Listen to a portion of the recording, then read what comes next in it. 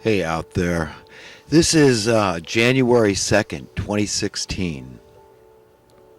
The new year. Happy New Year. And I hope everybody has a great new year all year long. Um, Mine started out a little peculiar. I guess I'll go into that right now. But yesterday morning, Friday, the first day of 2016, I was headed to the Home Depot here in Chico and driving there by myself, and nothing special.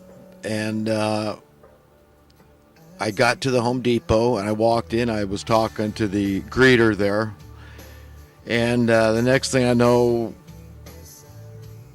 it seemed like half the Chico police force pulled in to the parking lot, and I had no idea, but they were coming to talk to me. Anyhow, they took me outside, a couple of fellows, and told me that they got called in about somebody driving as if they were under the influence. And that person, of course, was me. Apparently, I had gotten in front of an off-duty police officer, and I finally found out because I had no idea. I was completely puzzled. I thought, is it because, I cut over a line getting off the freeway, or, I actually, my initial instinct was it was my bumper sticker. I've got an InfoWars bumper sticker, and initially I thought, well, maybe this is it, with the whole Trump controversy and everything, and Alex doing a show with Trump. I mean, you never know what's going on, what, somebody might have it in for you for your political views. And I really consider myself apolitical because I think the whole division thing is a farce, because the people creating the policies we live under, they don't care what you are. They don't care if you're a conservative, liberal, devout Democrat, devout Republican. They don't care if you're a communist, if you're a hardcore capitalist. These people, they just want to keep printing the money. They just want that power. That is where the power is. And the politicians, of course, bunch of sycophants, they just rubber stamp everything these people want. They know which side their bread is buttered on, and they go along with it, or you end up like JFK, basically. In a nutshell, it kind of sums up the way things work. So everybody's living under this perverted reverence that they extract from us, this fear. But anyhow, I don't want to digress too far from my original story here, but anyhow, so it turns out, because I did see this vehicle behind me, I thought it was following a little close, and that's okay. But one thing that, as a very safe driver, the irony here is that I'm the guy always espousing be a safe driver. I've literally written letters of commendation to the Highway Patrol, just thanking them for their presence. It's a job I couldn't do, frankly. I could not handle coming upon some horrible car accident, but these guys have to do that routinely. So I admire the heck out of them for that reason. And, it's pretty intense, just like all these first responders, the fire department, the paramedics, all this stuff. I have great respect and admiration for these people. And the police have to see a lot of this stuff often as well. So all these people are worthy of a great deal of respect, and I personally admire these people in these fields. So I'm a very safe driver. Not only have I taught my own daughters, who are now 29 and 31, that to be very safe, not just for their own well-being, their own physical well-being, but for the well-being of the public. And they don't want to have to live with anything bad, and certainly to maim or kill somebody accidentally, whether you're using anything or not, is a horrendous thing to live with. And people are known to take their own lives for having done these things. So it's very serious. We want to be very careful. And it's the last thing in the world I want to live with, is harming somebody. So that's the irony here. Now, what happened is, when somebody I think is following perhaps a little too close, because I tend to stay back, generally speaking, not always, but generally speaking, I like to stay back. But just city driving. We're talking 25 mile an hour speed limit.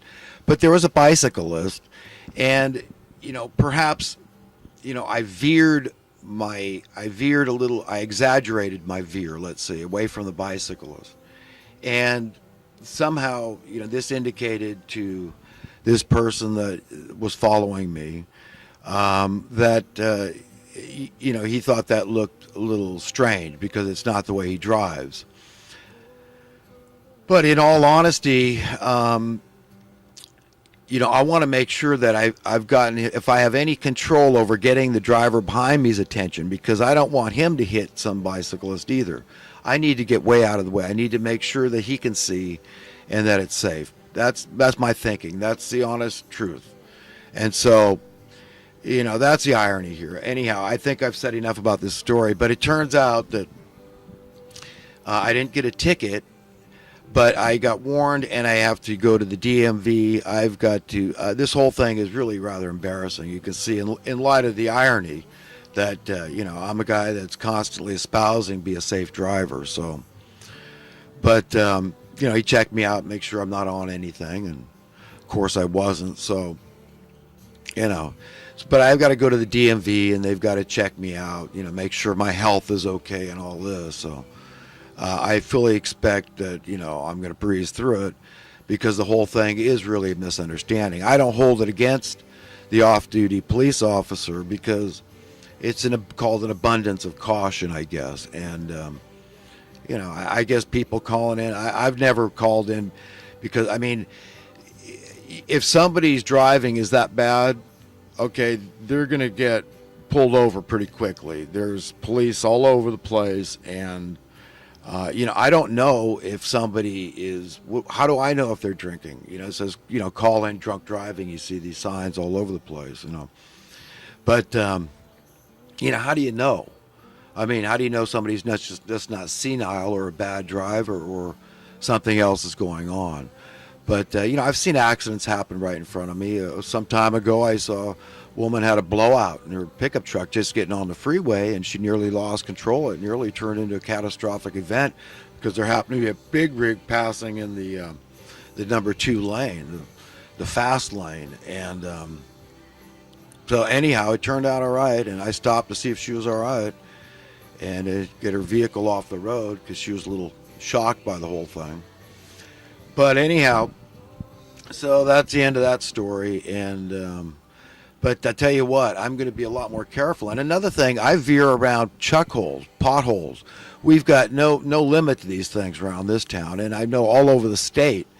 I haven't been to any other states recently, but I understand it's not so great ever. Our infrastructure's falling apart. We've got trillions of dollars to go in debt wherever our policymakers want to, spend that debt, that they're putting us in.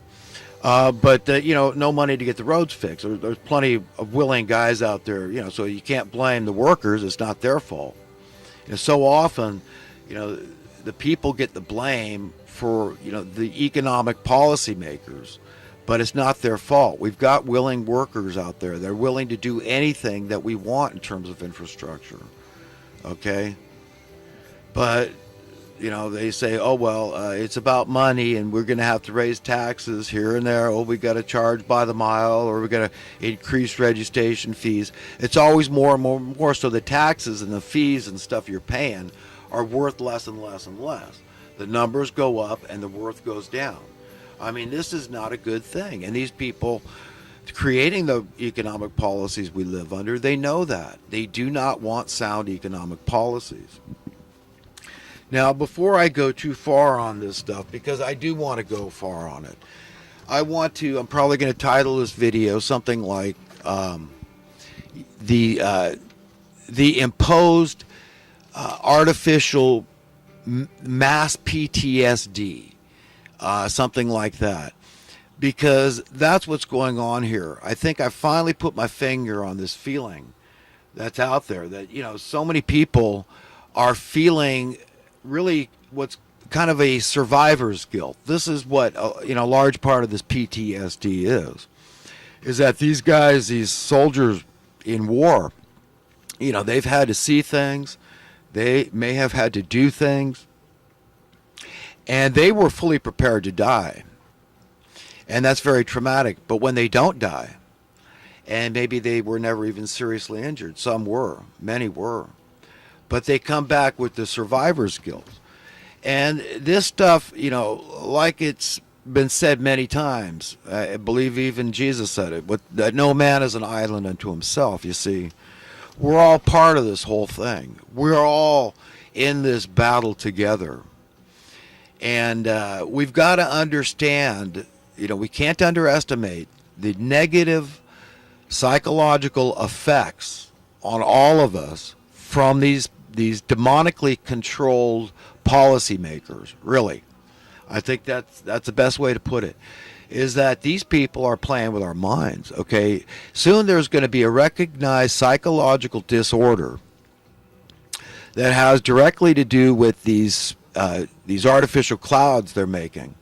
And there can be nobody in denial. Just Google chemtrail images, you'll see it all. You'll see the airplanes that are outfitted with the tanks for spraying. This stuff goes back a long ways, folks. To when I was in kindergarten, first grade, I first remember hearing about cloud seeding. So they've been manipulating the weather, or been able to, for a long time. They can make it dry, they can make it wet. They can do what they want. Anywhere in between, they can manipulate it. For all we know, they can create storms. But they don't want to be accountable, so you never hear this stuff. It's not readily available, this information, on the mainstream media. You've got to research it to find it out. You've got to investigate for yourself. But they don't want to take the blame. They want to blame humanity. That's the same group of people, these hypocrites. This caliber, this mentality of people go way back in the Bible, thousands of years, multi-millennia. This kind of people, they're liars. They're deceivers. And that's the whole thing. They're big hypocrites. Okay, they live by a double standard. And they themselves are deceived because their master, whether they are aware of it or not, is Satan. It's the spirit thereof. It doesn't matter, real entity, this devil or whatever. But they're following this dark master. This master that hates everything that is truly good. It hates justice and mercy and love and peace and joy and liberty and freedom and safety and security. It hates all these good things that God, that our creator, our owner, our maker wants for all of us, our divine parents. They want good things and good things only for us. Let's be very clear about that. But it's this evil entity and these followers of this evil dark entity, this demonically possessed and controlled entity, that hate that idea. They hate the idea of the captives being set free. They don't want us free. They want to continue to extract their perverted reverence, this fear from us in perpetuity, forever. They want it just to increase and grow. They want to increase in their control and their grip on our throats more and more, but they know they can't. They know it. They feel it instinctively. And if you believe they're reading a script from the Bible, if they are, then they know how it ends, and it does not end good for them. All these people are going down, and they're going down hard. And they know that day is approaching sooner and sooner, whether it's, next week, in a year, 2 years, 5 years, 10 years, 100 years. They know it's getting closer and closer and closer. So they're not happy campers, and they're getting very desperate.